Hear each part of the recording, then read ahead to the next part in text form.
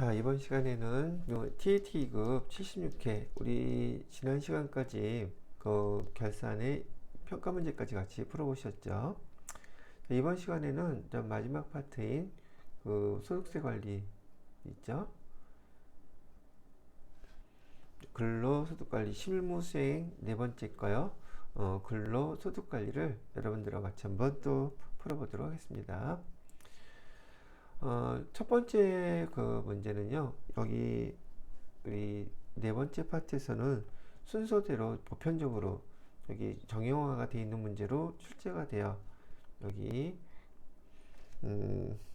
근로소득 관리에서는요, 첫 번째 유형 문제는 사원 등록에서요,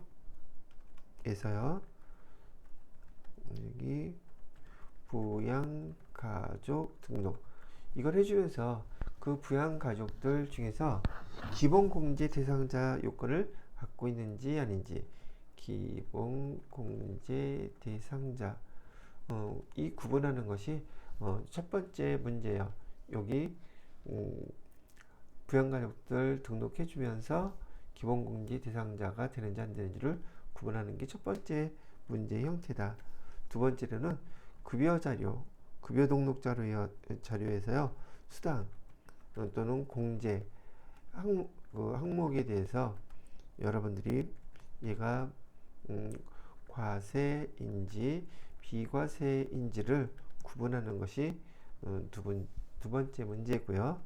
세 번째로는 연말 정산자료 입력하는 게 마지막 문제의 형태로 딱 틀이 정형화되어 있답니다. 그래서 여러분들이 근로소득관리에서 1번, 2번, 3번 거기 특징이 어떤 문제를 갖다가 내는지 구분을 해놓고 연습을 해놓으시면 좀 도움이 되지 않을까 싶어요. 자, 요 기본적인 걸 먼저 설명 간단히 해드리고요. 1번 문제는 보시는 바와 같이 가족관계 증명서에 의해서 사원 등록을 한 것이에요. 자, 요 항목들에 대해서 우리 그 본인은 박복순이라고 되어 나와 있죠. 그다음에 가족사항들 나와 있고요. 박병준 아버지인데 사망하셨고요. 그 다음에 모 어머니는 정말자, 배우자는 류근덕, 자녀는 류선재, 류임설 이렇게 되어 있죠. 자, 그럼 자료 설명 한번 요 밑에서 자세히 읽어보도록 할게요.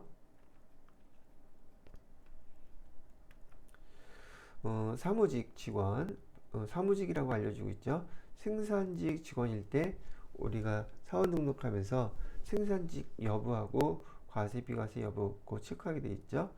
그래서 근데 여기는 사무직이니까 신경 쓸 거 없고요. 두 번째, 박복순 이분은 지금 이분은 여성이에요. 그죠? 여성일 때 주의하셔야 될 거, 부녀자 공제 대상이라는 거 표시해 주는 거, 그거 신경 쓰셔야 되고요. 세부담을 최소화하는 방법으로 선택한다 라고 되어 있어요. 일단 부양가족은 박복순, 여기 지금 본인이죠. 본인 생계와 같이 한다. 그런데 이 박복순이라는 분의 총 급여액을 왜 알려주고 있을까? 지금 우리가 등록하려고 하는 이 사원이 여성일 때는 여러분이 신경 써야 될 것이 세 가지 정도가 있는데, 사무직인지 생산직에 따라서는 거기 체크해 줘야 될 사항이 있기 때문에 고려하라는 거고요. 근데 여기는 생산직 아니라서 그건 신경 안 써도 되겠다 그랬죠. 두 번째로 신경 써 주셔야 될 거는 요 급여, 여성일 때예요. 소득자가 여성일 때 뭐에 해당되느냐? 여기 부녀자 공제에 해당되는 거 여부를 갖다가 판단하셔야 돼요. 그런데 총급여가 3천만 원 이하일 때 부녀자 공제 혜택을 받을 수가 있어요. 그 이따가 우리가 부양가족 입력할 때 여기 본인 여기 박복승 씨는 부녀자 공제 대상이 아니라는 거죠. 3천만 원이 넘으니까요. 자, 그 다음에 여기 두 번째 박병준은 장애인복지법상 장애인이고요. 1월 3일 당해 사망했다고 하는데 연말정산을 하는 해 단 하루라도 생존해 있었으면 그 해에는 기본공제 대상자가 되면 그 해당되는 사항들 다 인정을 해줍니다. 여기 부 박병준 씨는 장애인으로도 인정이 될 것이고, 그 다음에 70세 이상의 경로우대 공제도 다 받을 수 있다는 뜻이에요. 자, 그 다음에 세 번째, 어머니 정말자 씨는 복권 당첨 소득이 있다고 그랬는데, 이 소득은 없는 것으로 봅니다. 여기 기본공제 대상자를 구분하는 데 있어서 없는 것으로 본다 그러는데, 왜 그러냐면 이거는 복권 당첨 소득은 분리소득, 분리과세를 할 수 있어요. 그래서 분리과세를 신청했다고 가정을 하기 때문에, 왜 분리과세를 신청해야지 기본공제 대상자가 되고 이 소득자가 더 세부 부담을 적게 하겠죠. 그래서 여기서 문제에서 세부 부담을 최소화하는 방법을 선택하라 그랬잖아요. 그러니까 당연히 여기는 분리과세를 선택한다 보시고, 소득이 없는 것으로 보아 이 직원인 박복순 씨의 세부담을 최소화하기 위해서 분리과세를 선택했다, 이렇게 판단을 하시는 거예요. 자, 그 다음에 배우자 류근덕 세대주인데요. 구직활동 중 실업급여는 국가에서 실업에 대한 보험금 성격으로 주는 것이기 때문에 얘는 수령을 했다 할지라도 없는 것으로 보고요. 얘는 비과세 대상이에요. 그래서 없는 것으로 보고, 일용근로소득 여기 600만 원이 있다고 하는데, 요 일용근로소득도요, 여기도 분리과세 항목이에요. 분리과세. 그래서 마찬가지로 일용소득이 있다 할지라도 분리과세를 선택해야지만이 세부담 최소화가 되기 때문에 분리과세를 선택했다고 가정을 하는 것이죠. 또 그래서 배우자 류근덕 씨 또한 실업급여에 일용근로소득이 있다 할지라도 전체 소득이 없다고, 여기 기본공제 대상자를 갖다가 판별함에 있어서 없다고 봐서 이 또한 기본공제 대상자가 된다는 얘기예요. 자, 그 다음에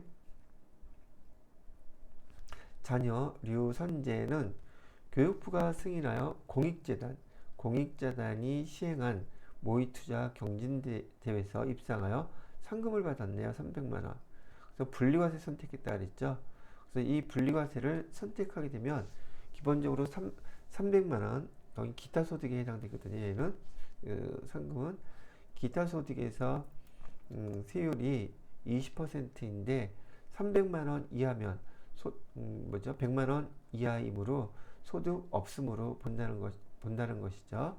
여러분들 혹시 요거 구분하는 거 좀 헷갈려 할 수 있을 것 같아서 복습 겸 좀 내용 계산하는 거 한번 써드려 보도록 할게요. 여기는 기타 소득이라고 되어 있는데, 기타 소득에서 공제해야 될 것이 필요 경비를 공제해 주게 되어 있어요. 근데 공익재단에서 시행하는 경진대회에서 상금을 받은 것은 아무 실질적인 증빙이 없더라도 80%를 필요경비로 인정을 해줘요. 그래서 계산된 금액을 우리는 기타 소득 금액이라고 부르거든요. 근데 우리 기본적으로 기본공제 대상자를 판별할 때 그 종합소득에서 여러가지 소득 중에서 100만 원을 기준으로 합니다. 100만 원 이하면 소득이 없는 것으로 본다는 얘기고요. 그 다음에 100만 원이 넘으면 기본 공제 대상자가 될 수 없다는 뜻이기도 해요. 그럼 여기 같은 경우 문제에서 주어진 걸로 지금 기타 소득은 상금 300만 원이었어요. 그런데 필요경비로 80%를 무조건 인정해 준다고 했으니 필요경비로 3824 240만 원 이렇게 되게 되겠죠. 자, 그렇게 되면은 남은 금액은 60만 원이잖아요. 그러면 100만 원이 돼요, 안 돼요? 안 되죠. 100만 원 이하이므로 이 사람은 기본공제 대상자가 될 수 있다, 이렇게 계산을 하는 거예요. 자, 그 다음에 자녀 류임설은 별도의 소득 없다고 하니까 당연히 기본공제 대상자가 되겠죠. 결과론적으로 보니까 이 문제 안에서 여기 부모, 배우자, 자녀 모두 기본공제 대상자가 되는 상황이 돼버렸어요. 자, 그럼 요거 자료 수행과제 해야죠. 사원등록 메뉴에서 부양가족 명세서 작성을 하라고 합니다. 작성을 해야겠죠. 그죠? 자, 작성을 해보자고요.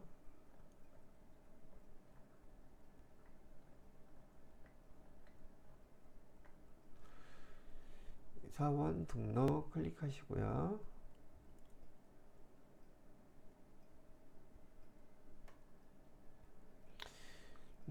여기 박복순 입은 클릭했습니다.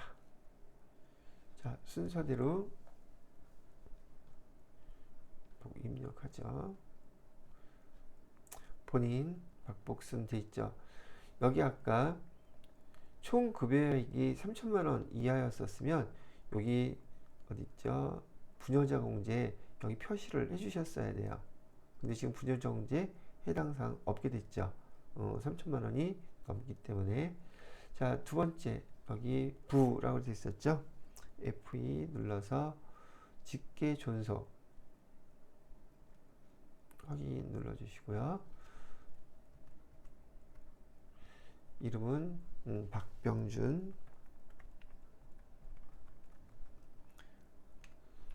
주민등록 번호는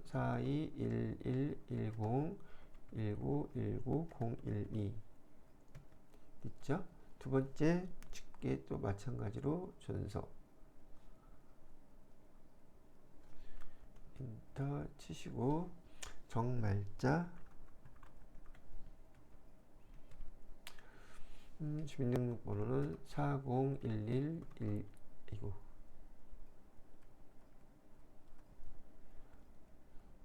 4011122075 529. 자, 그 다음에 류근덕 배우자죠.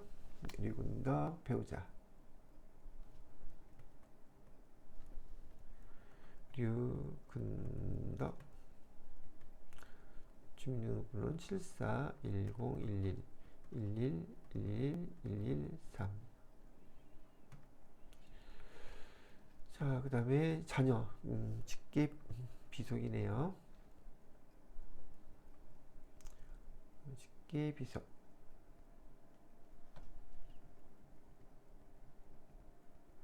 이름은 류선재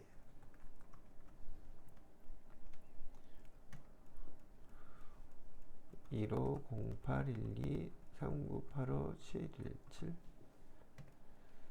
그 다음에 아니까 좀 코드로 좀 하죠. 자녀 류임설이라고 되어 있죠. 류임설 1803 1042 31 457 됐어요. 자, 이렇게 다 입력을 해드렸고요. 여기 기본 공제 대상자 다 된 걸로 표시가 되어 있죠. 빠진 거 없이 반영이 됐습니다. 자, 이렇게 해서 여기 첫 번째 문제에 대해서는 부양가족에 대한 기본공제 대상자 여부 판별해서 입력이 다 끝났어요. 됐죠? 자, 이렇게 해놓고요. 평가 문제 바로 나오죠. 자, 근로소득관리 첫 번째 평가 문제는 우선 박복순 근로소득 원천 징수 영수증을 조회해달래요. 박복순 씨가 발음이 잘 안 되네요. 박복순 씨의 연말정산 근로소득 원천 징수 영수증 클릭해달라고 그랬죠.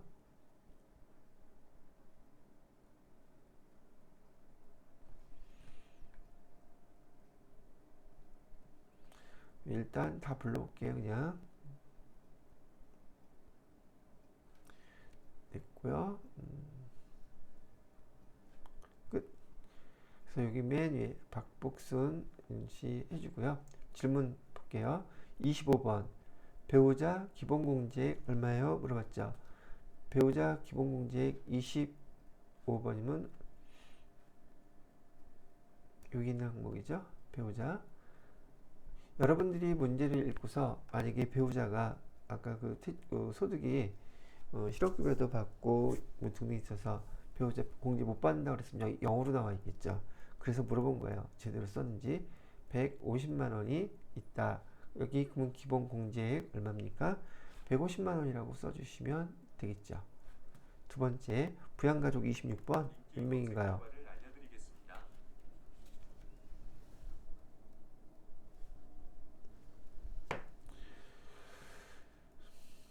26번 부양가족은 4명. 여기 아까 여러 가지 소득으로 인해서 여러분이 부양가족으로 기본공제 대상자 아니라고 표시했으면 여기 1원이 또 틀려지겠죠. 그런데 부양가족은 현재 여기 4명이라고 되어 있어요. 그죠? 요 4명이라고 답해 주시면 되겠고요. 그 다음에 27번에 경로우대 공제. 여기 돌아가신 아버지도 있었고 그 어머니도 계셨는데 추가 공제액 얼마냐요? 경로우대. 아버지 돌아가셨다고 해서 안 됐다고 그랬으면 금액이 달라질 수도 있겠죠. 경로우대 공제로 지금 두 분 돼서요. 모르겠어요. 경로우대 공제로 해서 어머니, 아버지 다 해당된다 그랬죠. 그래서 200만 원이라고 써주시면 돼요. 자, 그 다음에 부녀자 추가 공제 29번 물어보고 있죠. 29번. 아까 그 소득이 3천만 원 넘었기 때문에 총 급여액이 3천만 원을 넘었으므로 여성 근로자임에도 불구하고 부녀자 공제 해당사항 없습니다. 그래서 0이라고 쓰셔야지 돼요. 37번에 처가감 소득금액 얼마냐고 물어보고 있죠. 그 결과 처가감 소득금액 2,400 10만 1,680원. 제가 쓴 거하고 금액이 좀 차이가 나네요. 왜 차이 났지? 잠깐만요. 아, 여기 제가 아까 입력하면서요. 이거 하나를 빼먹었나 봐요. 뭐를 빼먹었나 봤더니 지금 여기 부 아버지 있죠. 돌아가신 분이요. 박병준 장애인 복지법상 장애인이라고 그랬죠. 여기 박병준 여기다가 장애인 여기다가 1번을 밑에 보시게 되면 장애인 복지법에 따른 장애인일 때는 1번, 국가유공자 등 근로능력 없는 자는 2번, 항시 치료를 요하는 중증 환자는 3번 써있죠. 근데 이번은 장애인 복지법상 장애인이에요. 자, 요거 표시해 주는 걸 건너뛰었네요. 여기다가 1번이라고 이렇게 입력해 주시면 되고요. 아까 연말정산 여기 근로소득 원천징수 영수증 요거 계산하실 때 불러오기를 다시 해야겠네요.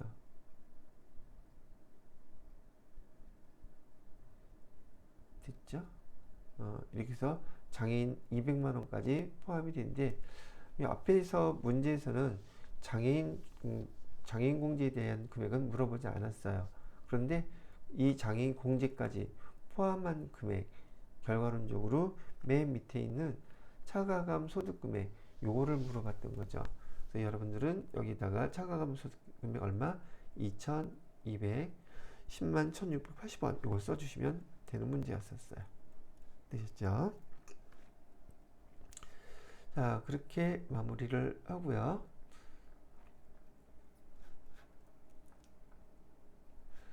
자, 그 다음 문제는 2번 문제죠. 급여 명세에 대한 급여 자료 입력하는 거라고 말씀드렸어요. 급여 자료 입력에 대한 것들은 우선 수당, 그다음에 공제, 이 항목들 중에서 과세인지 비과세인지 그거를 구분하는 것을 문제로 한다고 말씀을 드렸어요.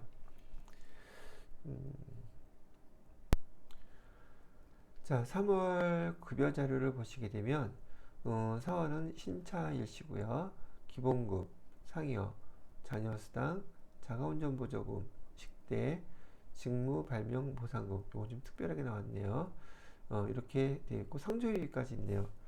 그럼 여러분들이 기본적으로 알고 계셔야 될 것은 회사의 직원이라는 이유로 회사에서 받는 모든 것, 이 모든 것 돈 받는 거는 다 수당이라고 보시면 돼요. 수당이요. 수당은 기본적으로 다 과세라고 보시면 되는데 이 수당들 중에서 해당되는 그런 항목의 내용이 비과세의 항목이면 그때서 비과세라고 구분을 해주시는 거예요. 문제는 수당에서 과세인지 비과세인지 그거를 선택하는 게 문제니까요. 여러분들은 그런 것을 구분하실 수 있어야 되고 여기 상조회비는 공제 항목이죠. 공제 항목에 이거는 등록만 해주면 되는 거예요. 그래서 이 수당 중에서 과세인지 비과세인지 그거를 구분을 해보게 되면 기본급, 상여 얘는 그대로 다 수당 과세 항목들이고요. 자녀수당 이것도 마찬가지로 초, 중, 고 자녀가 있는 경우 매월 고정적으로 지급하고 있다 그랬죠. 이 회사의 직원이기 때문에 이런 항목에 해당이 되면 회사에서 돈을 추가로 주는 거예요. 이것도 과세예요. 그다음에 자가운전 보조금은 전 직원에게 매월 월정액으로 지급하고 있으며 시내 출장 시 별도의 여비를 지급하고 있다 그러면은 여비를 회사에서 별도로 지급하고 있는데 자기 차를 몰고 다니고 있다는 이유로 지금 회사에서는 30만 원의 자가운전 보조금을 지급하고 있죠. 얘 같은 경우는 과세예요. 그래서 여기 표시를 해드리게 되면은 여기 다 과세고요. 지금 자가운전 보조금 또한 과세라고 지금 얘기를 해드리고 있는 거예요. 자가운전 보조금이 비과세가 되려면 우선 자기 차, 자기 명의로 된 소득자죠. 소득자의 명의로 된 차여야지 되고요. 뭐 부모님 것이라든지 배우자 것이라든지 차가 그렇게 이름으로 돼 있으면 안 되고요. 그다음에 회사에서 이 차를 가지고 회사의 업무를 직접 봐야 돼요. 그리고 그 돈을 회사로부터 지급받지 않았을 때 그때는 비과세지만 지금 여기 별도의 여비를 회사 업무를 보면서 시내 출장 시 별도의 여비를 지급받고 있다 그랬죠. 그러니까 이것도 그냥 과세가 되는 거예요. 받을 거 다 받고 회사에서 주는 돈이기 때문에요. 자, 그 다음에 식대를 보시게 되면 매월 예도 지급하고 있으며 별도의 음식물을 제공하고 있지 않다. 그렇기 때문에 여기서 해당되는 거 얘는 비과세예요. 비과세로 등록을 해주셔야지 되고요. 그 다음에 식대가 만약에 별도의 음식물을 제공하고 있다고 그러면 얘 또한 과세예요. 무슨 말씀인지 알겠죠?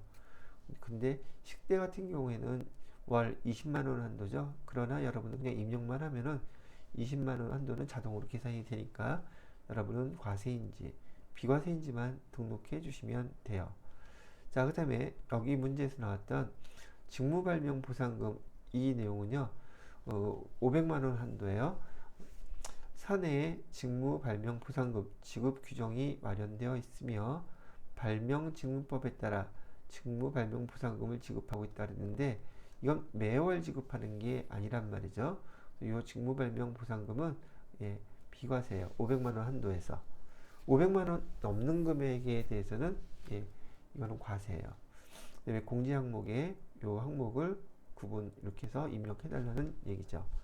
자, 일단 수상 항목들 중에서 과세인지 비과세인지 공제 요건에 대해서 같이 한번 보셨고요. 자료 설명을 보고 그다음에 수행까지 이제 해보도록 하겠습니다. 자료 설명은 본사 관리팀 신차일 팀장이 급여 자료래요. 신차일 팀장은 초등학생 자녀를 양육하고 있다고 하며 여기 급여 지급일은 매월 3월 25일이래요. 그 다음에 사회보험료는 우리가 흔히 4대 보험료라고 얘기하는 건데 손대지 말고 자동 계산되는 금액을 그대로 사용한다고 하고 있습니다. 자, 이제 이거 따라서 해봐야죠. 첫 번째 문제부터 해볼게요. 급여 자료 입력 메뉴에 수당 공제 등록하세요. 그랬으니까 수당 공제 등록부터 합니다. 여기 급여 자료 입력 클릭하셔서요.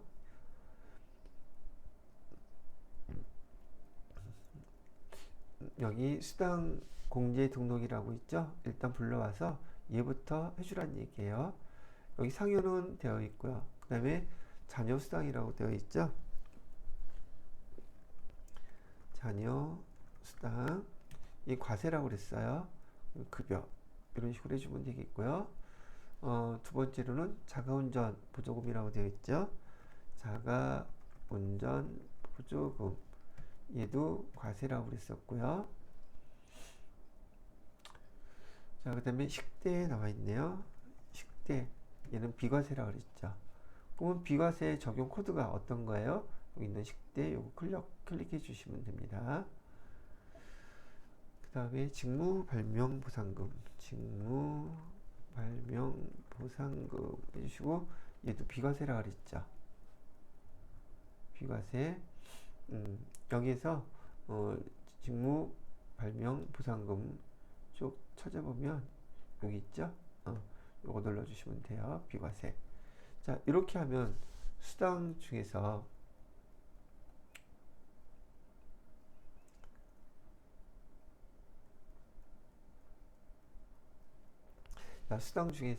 과세, 비과세 항목을 갖다가 이렇게 입력을 해준 거예요. 자, 그런 다음에 여기 공제 하나 있었다 그랬었죠. 공제 클릭하셔서 여기다는 상조회비 엔터하고 0 무구분으로 해주라 그랬어요.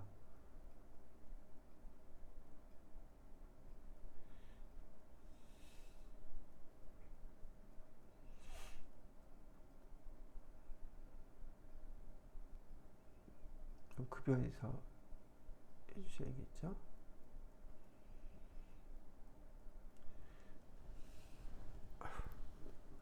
자, 이렇게 해서 확인 눌러주시게 되면 기본적으로 여기 첫 번째 우리 수행과제에서 급여자료 입력 메뉴에 수당 및 공제 등록하셔 첫 번째 건 된 거고요.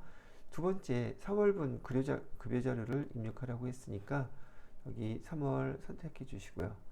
9분은 급여 상여로 선택하라 그랬으니까 급여 상여 선택, 날짜는 25일로 쭉 떠져.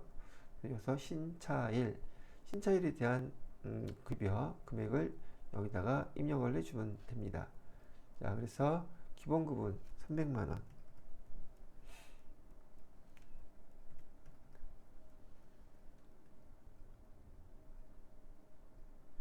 아까 연말정산 자료 보느냐고 다 입력을 해놨더니 이거 삭제하라네요. 이 두 개 클릭해서 삭제 눌러주시면 돼요. 없죠. 그래서 신차일 다시 불러와야 되나? 3월 2024년 3월 25일 됐죠? 신차일 이렇게 누르고 다시 300만원 입력해 주시고요. 상여도 300만원, 자녀 수당은 50만원, 자가운전 보조금 30만원, 식대 25만원, 직무발명 보상금 500만원. 예, 이렇게 입력하시면 돼요. 그리고 아까 공제 항목에 여기 사회보험, 즉 4대 보험에 대한 것과 소득세는 자동 계산된 거니까 손댈 필요 없다는 얘기고요. 상조회비 여기다가 2만원 이렇게 입력해 주시면은 우리 수행과제에서 3월분 급여자료 입력하시오. 여기 마무리가 된 거예요. 자, 그 다음에 세 번째 거 있죠. 원천징수 이행사항신고서. 이거는 블로그에서 그냥 조회만 하면 끝나는 거죠. 전체 메뉴에서 원천징수 이행사항 신고서 조회를 하셔서요. 여기 3월분 거 귀속기간 3월 거예요. 급여도 3월달에 지급했어요. 그래서 정기신고로 조회를 하시게 되면 이렇게 나오죠. 그리고 이따가 평가 문제에서는 요 안에 있는 항목들 요거 얼마냐고 물어보든지 소득세를 얼마냐고 물어보든지 물어보겠죠. 자, 일단 끝났어요. 그럼 급여자료 입력과 관련된 평가 문제는 뭘 물어보는지 한번 보도록 할게요. 3월 급여자료 입력 조회하래요. 급여자료 입력 여기 아까 해놨던 거 있죠. 3월달 거 조회를 해서요. 급여 항목 중에서 과세 대상 자녀 수당 지급액, 과세 대상 자녀 수당 지급액이 얼마냐고 물어보고 있어요. 그죠? 그러면은 과세 대상 자녀 수당, 여기 과세 대상 자녀 수당 금액은 비공제 항목이 없으니까 그냥 다 50만 원이 답이 돼야 되겠죠? 50만 원 써주시면 되겠고요. 이게 또 옆에 여러분들이 자녀수당이라 그랬죠? 더 정확하게 구분하는 거, 여기 나와 있는 거 이걸 보고 입력해 달라는 얘기였던 거예요. 사실은 자녀수당 50만 원 과세, 이걸 좀 옆으로 놔둬야겠죠. 두 번째, 신차일 급여 항목 중에서요, 과세대 식대 금액, 과세 대상 식대요. 식대 과세가 얼마로 나와 있어요? 여기는 이렇게 5만 원이라고 나와 있죠. 여기 식대로 받은 거는 25만 원이지만 아까 식대가 20만 원까지는 비과세라고 그랬잖아요. 20만 원까지는 비과세가 되고 과세가 되는 금액은 5만 원. 추가 넘어가는 부분이죠. 초과 부분. 그게 과세 대상 식대 지급액이에요. 자, 그다음에 급여 항목 중에서 비과세 대상 직무 발명 보상금은 얼마입니까? 라고 물어봤죠. 쭉 내려보면은 여기 비과세 대상 직무 발명 보상금은 제가 아까 500만 원 한도까지 비과세라고 말씀드렸었잖아요. 비과세 500만 원 이거 보고 답을 해달라는 얘기였었어요. 자, 그 다음에 3월 급여에 대한 차인 지급액 얼마냐고 물어보고 있죠.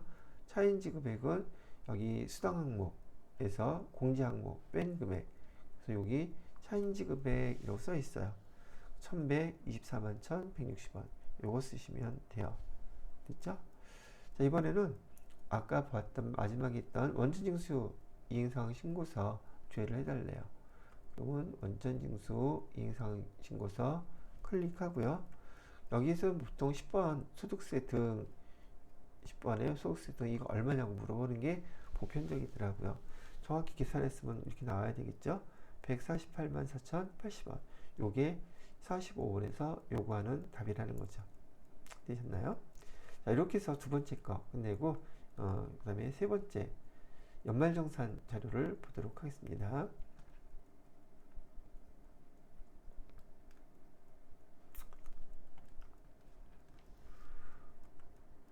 연말정산 자료를 봐야죠.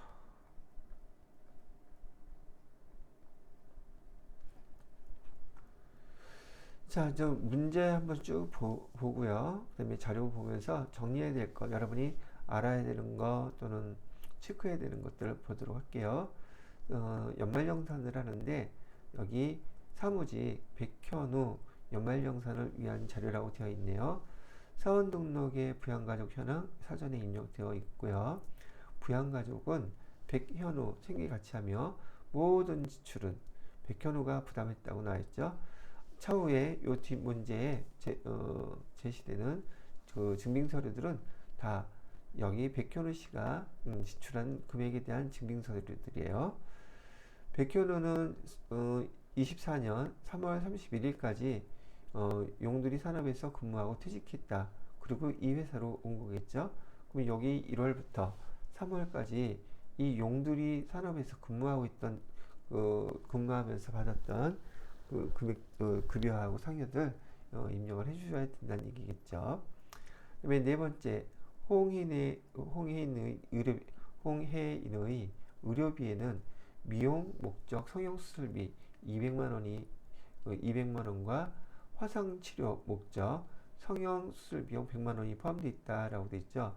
미용 목적은 우리가 공제 대상 금액에서 빼줘야 되죠. 미용 목적 성형수술비는 의료비로 해당이 되지 않아요. 홍혜인 씨가 누군가 봤더니 배우자 거네요.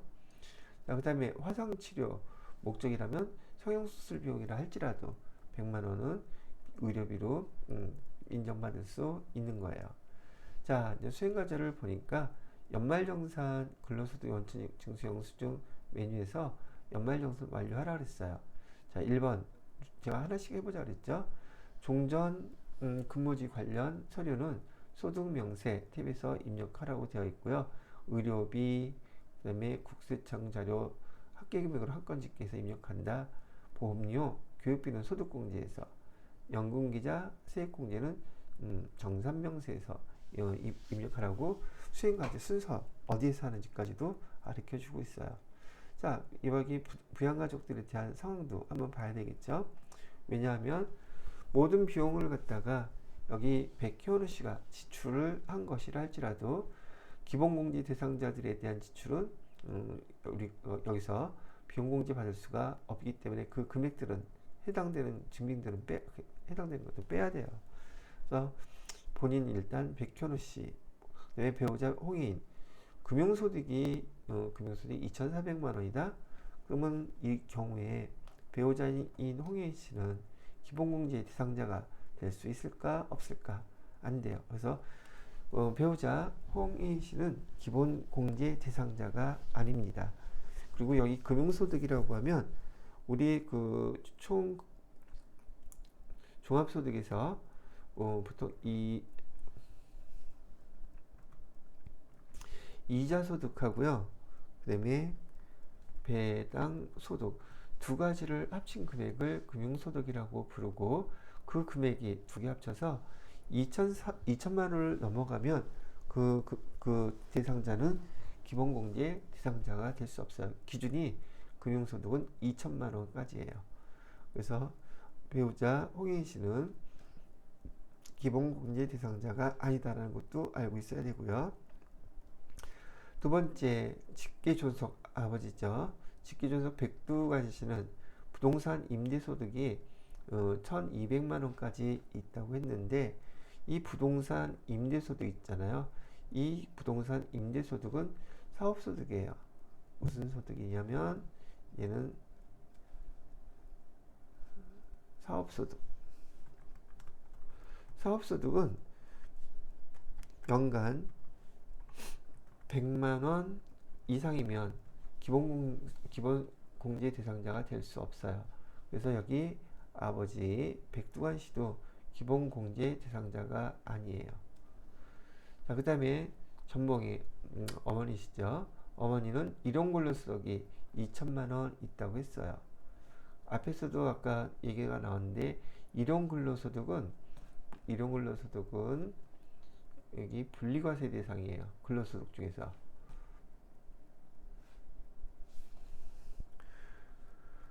분리과세 소득이므로 세부담 최소화를 위해서 분리과세 이걸 선택했다고 가정하기 때문에 소득이 없는 것으로 봅니다. 그렇기 때문에 어머니 전봉희 씨는 기본공제 대상자가 된다는 얘기고요. 여러분이 기억할 때 이렇게 기억하셔도 편해요. 일용근로소득은 그 일용근로소득이 얼마라 할지라도 기본공제 대상자 특함이 있어 소득 없는 것으로 봅니다. 그렇게 생각하시면 좀 편하지 않을까 싶어요. 그 다음에 자녀인 직계비속 백호열이라고 되어 있죠. 백호열도 기본공제 대상자 되고요. 자, 형제 자매 중에서 백현태 씨가 있는데 장애인 복지법에 따른 장애인이며 여기 7월 31일 날로 퇴직하여 퇴직소득 금액이 지금 200만 원이 있대요. 이 퇴직소득 금액은 보통 종합소득에서는 퇴직소득하고 그 다음에 퇴직 분류과세 퇴직소득 그 다음에 양도소득 우리 앞에서 여러분이 배웠던 거 기억하실지 모르겠는데 우리나라의 소득세법은요 소득을 크게 세 가지로 분류를 하고 있어요. 이걸 갖다 우리 뭐라고 부르냐면 분류과세라고 부르거든요. 첫 번째로는 종합소득. 이건 이론에서도 물어보니까 복습하는 겸해서 기억해 두세요. 그 다음에 퇴직소득. 세 번째로는 양도소득. 이렇게 크게 소득세법에서 개인의 소득을 세 가지로 분류를 하는데, 지금 우리가 배우는 것은 이 종합소득에 대해서 배우는 거예요. 이 종합소득 안에는 6가지의 소득을 합쳐서 종합소득이라고 부른다는 거죠. 이자소득, 두 번째로는 배당소득, 세 번째로는 사업소득, 네 번째로는 근로소득, 다섯 번째로는 연금소득, 마지막으로 여섯 번째 기타소득. 이 6가지를 합쳐서 종합소득이라고 부르는 거예요. 그래서 소득세법 이론에서는 전반적인 건 여기 다 다루긴 하는데, 그 중에서도 TAT 2급에서는 종합소득에 대해서만 다루고 있고요. 그 중에서도 우리 연말정산 실기 파트에서는 이 근로소득이 주가 된단 말입니다. 그죠? 그래서 근로소득에 관련된 회사 직장에 다니는 분들에 대한 것들을 많이 배우고 있죠. 그죠? 자, 그런데 여기 소득세법의 개인의 소득이 퇴직소득인 경우, 양도소득인 경우에는 종합소득세 때, 즉 다음에 5월달 종합소득세 신고 납부할 때 얘네들은 들어가지가 않아요. 퇴직소득이나 양도소득은 빠진단 말이죠. 어디에서? 종합소득에서는. 그래서 여러분이 시험 문제 풀 때 퇴직소득이 있다, 양도소득이 있다, 얘는 종합소득하고는 관계가 없어요. 이해가 되시나요? 자, 그런데 이 퇴직소득이나 양도소득이 여기 우리 종합소득 연말정산할 때 딱 한 번 사용되는 경우가 있어요. 얘네들이 어떤 경우에 사용되느냐 하면, 퇴직소득이 있다, 양도소득이 있다, 얘가 영향을 미치는 것이 바로 여기에서처럼 기본공제 대상자를 구분할 때, 기본공제 대상자를 갖다가 구분할 때 100만원이 넘으면, 이 소득이 100만원 이상이면 기본공제 대상자가 될 수가 없어요. 그래서 지금 여기 백현태 씨인 경우에 퇴직소득 금액이 100만원이 넘죠. 그죠? 그래서 퇴직소득 금액이 100만원 이상이어서 여기 장애인이라 할지라도 여기 기본공제 대상자가 될 수 없는 거예요. 요거까지 잘 봐두시면, 제 설명을 잘 이해해 주시면, 소득세법 구분할 때 처음 배웠을 때 이것도 이론에서 시험 문제로 잘 물어보는 항목이거든요. 이렇게 구분을 해주시면 된다는 얘기예요.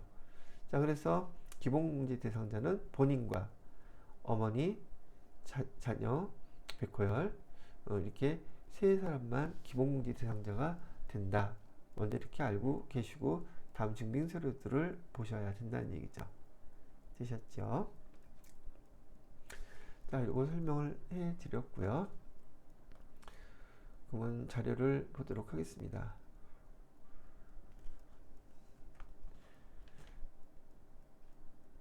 자, 여기 자료는 아까 말씀드렸던 여기 백현우 씨, 소득자 백현우 씨가 전 직장에 다녔을 때 근로소득 원천징수 영수증을 제출한 거예요.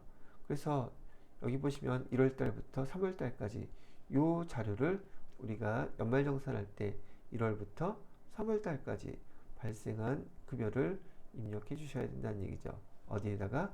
여기 연말정산 근로소득 원천징수 영수증 불러오고요. 전사원 다시 불러 놓을게요.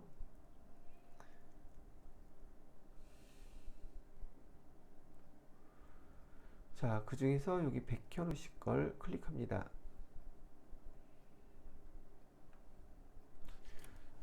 클릭했죠. 자, 그 다음에 여기 소득명세에 보게 되면은 지금 여기 전 직장에서 근로했던 항목들을 여기 소득명세에서 입력을 해주셔야지 돼요. 자, 여기 누르시고 1월달, 2월달, 3월달 쭉 나와 있죠. 근데 그 열수로 나와 있는데 이 회사에서는 지금 5월 달부터 급여를 받기 시작했던 모양이에요. 근데 여기는 3월 달까지 근무를 했으므로 종전근무지 여기 보시는 걸로 클릭해서 불러오게 되면 종전 첫 번째 회사 이렇게 나와 있죠. 근무처명은 주 용두리 산업이라고 써주시고요. 주 용두리 산업. 자, 사업자 등록번호 요 밑에 나와 있는 거 보이시죠? 305 86 11 110. 자, 급여는 얼마를 받았대요? 자, 급여는 1000만원, 상여는 700이라고 나와 있죠? 급여는 1400만원, 여기는 700만원. 됐고요. 쭉 내려가셔서 요거는 좀 옆으로 이렇게 옮겨놓고 봐야겠다. 자, 건강보험료라고 나와 있죠? 건강보험료는 여기 53만 3,750원 나와 있어요. 요거 보고서 입력해 주시는 거예요. 53만 3,750원. 장기 요양보험료 3만 3,040원. 국민연금 보험료는 69만 5천원. 고용보험료는 14만원. 됐죠? 그 다음에 소득세. 소득세는 결정세액을 넣어주셔야지 돼요. 그래서 결정세액 금액 보니까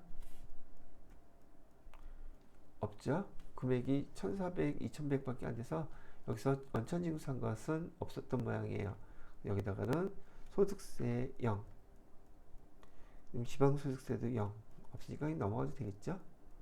자, 그리고 여러분 이거 하다 끝내는데 여기 근무 시작일 나와 있죠.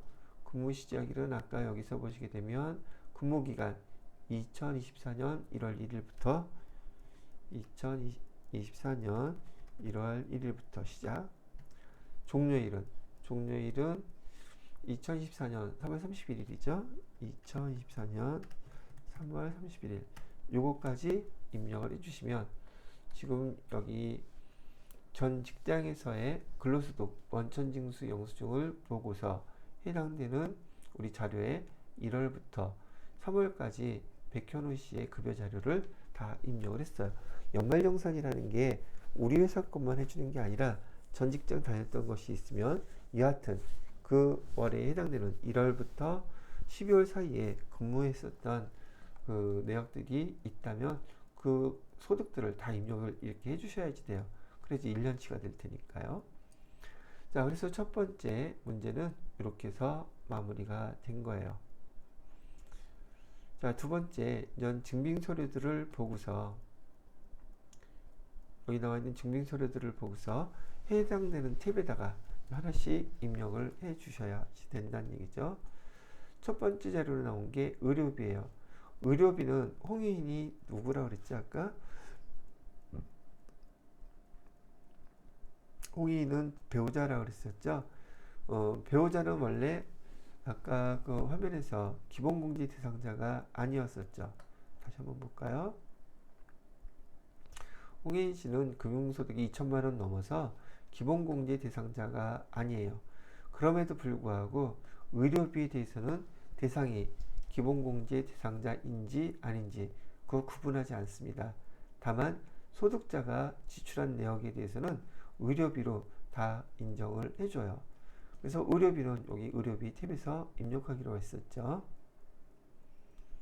자, 부양가족에서 F2 누르면 여기 홍혜인 배우자 클릭해 주시고요. 지급처 상호라고 되어 있죠. 상호 엔터 치고 이건 국세청 자료였었어요.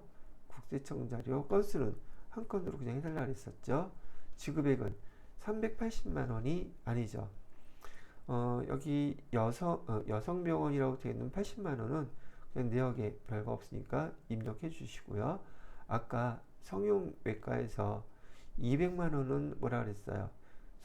미용 목적이라고 그랬었고 100만 원은 의료 목적이라고 그랬었죠. 그래서 총 380만 원에서 얼마는 빼줘야 돼요? 200만 원은 빼주셔야 돼요. 미용 목적의 의료비는 공제받을 수 없는 거니까요. 그래서 여기 금액에다가는 200만 원을 뺀 180만 원만 이렇게 입력해 주시면 돼요. 뭐 실손 의료보험료 보험금 받은 거 없으니까 엔터 엔터 엔터 쭉 넘어가면 되겠죠. 그래서 요거 첫 번째 거는 됐고요. 두 번째는 백현태라고 돼 있죠. 백현태. 백현태는 지금 누구예요? 아까 여기 뭐라 그랬었죠? 동생인가요? 형제자매. 백현태 형제자매 했는데 지금 백현태 씨는 200만 원 때문에 뭐가 안 돼요? 기본공제 대상자가 아니에요. 그죠? 아님에도 불구하고 제가 뭐라 그랬죠? 의료비일 경우에는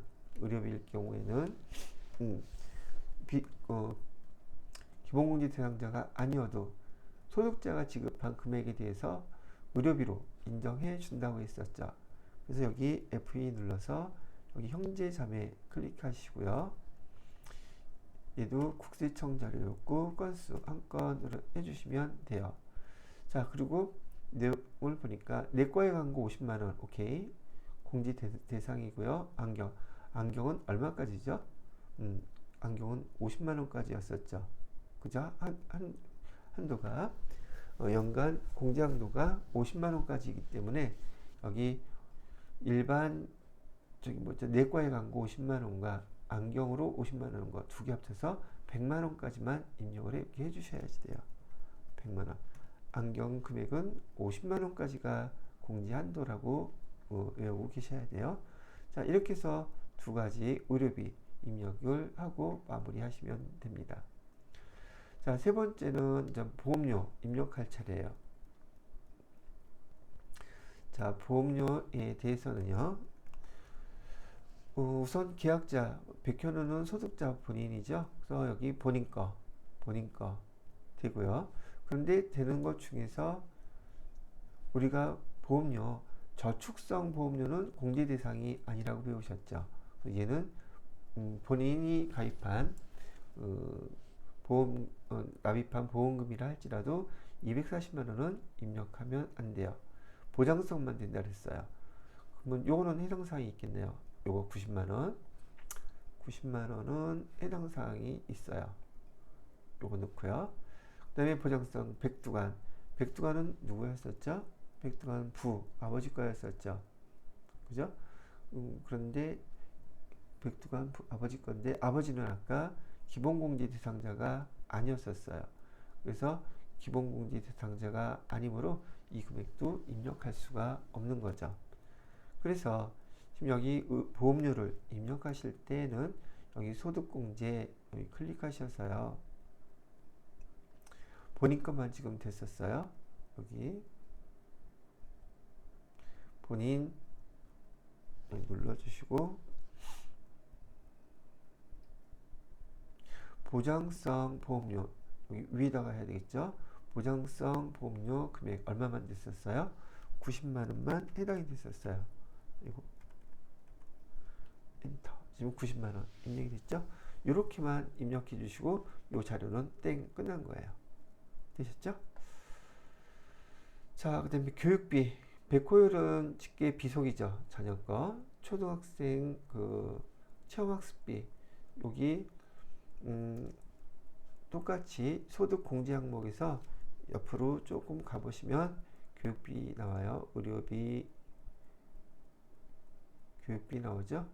교육비 누구 거예요? 백호열 거였었죠. 자녀 여기 백호열 클릭하시게 되면 휴학 전 초등학생 이거 구분하게 돼 있어요. 그죠?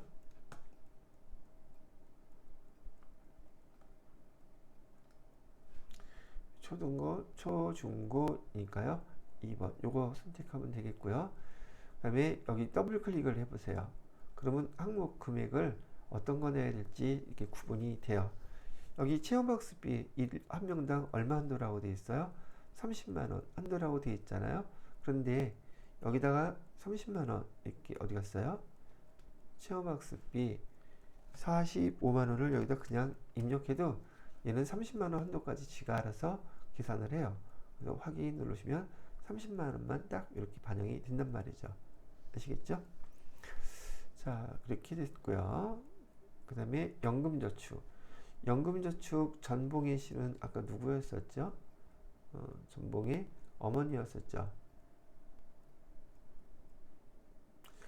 자, 어머니인 경우에 연금저축은요, 연금저축은 본인 명의로 소득자 본인 명의로 가입한 것만 공제 대상이에요. 근데 이거는 어머니가 가입을 하셨죠. 그래서 얘는 공제 대상이 아니라는 얘기죠. 그래서 이 자료는 입력할 수가 없어요. 입력할 필요 없는 거죠. 다시 한번 연금저축은 누가 불입한 거? 소득자 본인이 가입한 것만 연금저축 여기 세액공제를 받을 수 있어요. 본인 이외에 가입한 것은 본인 이외에 다른 부양가족이 아니면 기본공제 대상자가 가입한 것이라 할지라도 공제받을 수 없다. 그 얘기하는 거예요. 자, 이렇게 입력하고 난 다음에 여기 이제 정산명세 오셔서 해당되는 거 답을 해주면 돼요. 37번에 37번에 차가감 소득금액 얼마냐고 물어보고 있죠. 여기 34112 3411만 2850원이라고 답해주면 이 첫 번째 문제 되는 것이고요. 그 다음에 47번 문제는 61번 보장성 보험 세액공제 금액이 얼마요? 물어보고 있죠. 61번은 여기 있죠. 아이고 칸 좀 이렇게 해놓고요. 61번의 보장성 보험료 90만원 중에서 세액공제 금액은 10만 8천원이라고 계산이 자동으로 되어 있죠. 요거 써주시면 돼요. 얘가 47번 문제였었어요. 그 다음에 62번에 의료비 세액공제는 얼마예요? 의료비 280만원 해당 금액 중에서 금액은 16만 3,500원이 의료비 세액공제로 계산이 됐죠. 여기다 써주시면 되고요. 그 다음에 교육비 세액공제 물어보겠죠. 교육비 세액공제액은 45,000원 45,000원이라고 여기다 써주시면 돼요. 자, 결과론적으로 그래서 77번에 차가감 세액 징수금액 얼마냐고 이렇게 물어보고 있죠. 자, 77번 차가감 징수세액 소득세는 얼마예요? 물어보고 있죠. 소득세 이것만 물어본 거예요. 차가감 징수세액 중에서 소득세 그럼 요 금액이죠. 이 금액은 얼마요? 85만 4,740원. 이렇게 답하시면 되는 문제였었죠. 되셨죠? 자, 이렇게 해서 우리 근로소득 관리에 대한 문제 세 문항을 연결해서 다 풀어봤고요. 여기 해당되는 평가 문제까지 마무리가 됐습니다. 이렇게 해서 TT급 76회 실기 문제 평가를 실무 수행 평가 문제를 마무리 짓도록 하겠습니다.